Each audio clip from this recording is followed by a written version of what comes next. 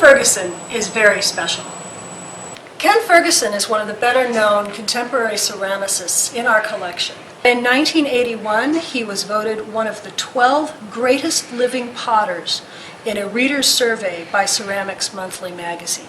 He was head of the Kansas City Art Institute's ceramic department from 1964 to his retirement in 1996. During that time, he was very, very influential in terms of contemporary ceramics. He influenced a lot of people. He was also influenced by some of the major artists in contemporary American ceramics. Ken Ferguson was the son of a mill worker. He served in the Korean War. He went to Japan, and for him, that was just an aesthetic revelation. He went to college on the GI Bill, and there he was introduced to ceramics, and he was hooked. The Carnegie Institute of Technology in Pittsburgh is where he got his BFA, actually in painting. But then he studied at Alfred University, and that was a major ceramic school. That's where he earned his Master of Fine Arts degree. Alfred is one of those schools that when you look at their graduates, you see a lot of people who are now very famous in contemporary ceramics. It was the hot place to be. After graduate school, he was the resident potter and studio manager at the Archie Bray Foundation in Helena, Montana. That also was an incredibly rich resource for ceramic artists. At the Bray, he did summer workshops with Toshiko Takaezu, and there he learned a lot about glazes.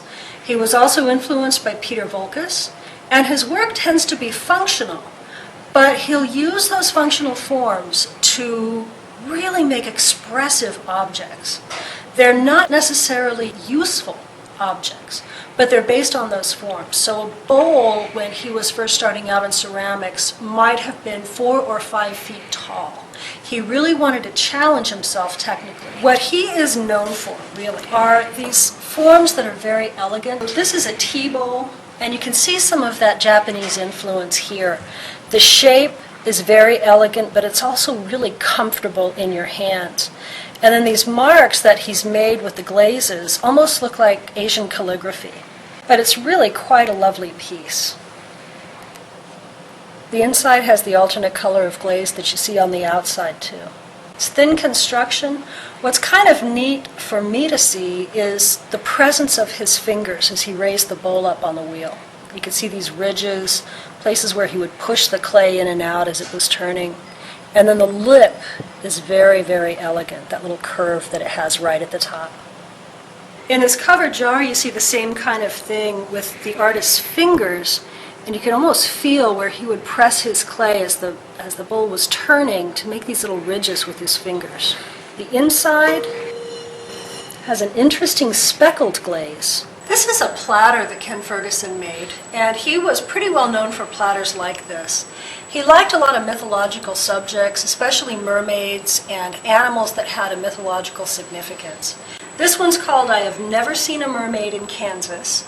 And in addition to the very heavy clay, he's taken a knife and drawn into wet clay. The technique is known as sgraffito, and just carved in these lines in a very fluid way. The figure almost looks like it was influenced by Matisse or somebody very lyrical.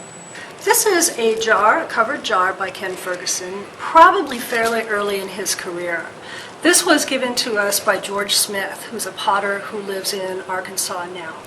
The lid is very interesting. It's got this hollow shape that goes into a hollow form here. And then when you lift it out, it's quite deep inside the pot. The handles also are very indicative of the artist's touch. What he did was took kind of a strip of clay, bent it and shaped it, and then just smushed it, and instead of smoothing anything out, he just left his own fingerprints as part of the construction. This is a slump jar by Ken Ferguson from 1997. He started making the slump jars in the 1990s, and they were an experimentation from him. He wanted to get his style to loosen up and kind of let go of things that were very controlled. So the way an artist makes a slump jar is to throw the jar form and then pick up the wet clay, whomp it up against a wall, and just let it sag of its own weight. And that's where you get these really wonderful random curves. You can do that more than once. Of course, if you do it often enough, your clay will just kind of break apart. So part of the practice is learning where those boundaries are in terms of the strength of the clay body. The lid is kind of interesting also. It's a larger lid than you would usually find on his work. And it's also a vessel. If you look into it, you can see that the whole lid form is hollow. I mentioned that Ken Ferguson was very influential. Two of his students are also in our collection. One is Akio Takamori, who is now teaching in Seattle. This is one of his very representative works. It's figurative. The features are slightly Asian. He is himself of Japanese descent. And the features are kind of delicate, modeled, but really sort of lyrical. The glaze is painted on as a slip, which is a watered down clay. And then he'll do these amazing patterns, and all of that is with a paintbrush and the slip. Another of Ken Ferguson's students is Richard Notkin, and he is a very, very well-known, well-respected ceramic artist. This is a piece that the Library Foundation bought for us. It's called Cooling Tower's Teapot. Notkin has been to China to study Yijing clay, which is this brown, very smooth form of clay. It's almost like a darker form of porcelain. The things that you can do with this clay are amazing. Incredibly thin walls. It has a lot of tensile strength, so you can do different kinds of structures, like this spout that's made of oil barrels. In China also, he has studied from master casters, people who will make casts of different objects. The lid is like a nuclear explosion, and then on the other alternate double teapot is this skull with almost like a moss or something growing where hair would be. It's a very political piece. It's about the decisions that we need to make in terms of energy use. It's about the fears, not just of 3 Mile Island, which is the reference to the cooling towers, but also things like Chernobyl. I love it that there's some humor with it too. Down here at the bottom are these cast peanuts for the feet. This year, Richard Notkin agreed to be our juror for the Topeka Competition, our 30th time to hold this competition. When we had the opportunity for him to be our juror, I think that his name drew a lot of people because of his recognition.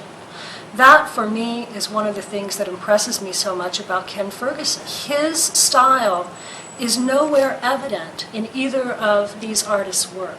He let them find their own voices and encouraged them to do that. He could be a very demanding teacher, and he was known for being someone who would not let a student get away with anything. He really pushed them to reach their maximum potential.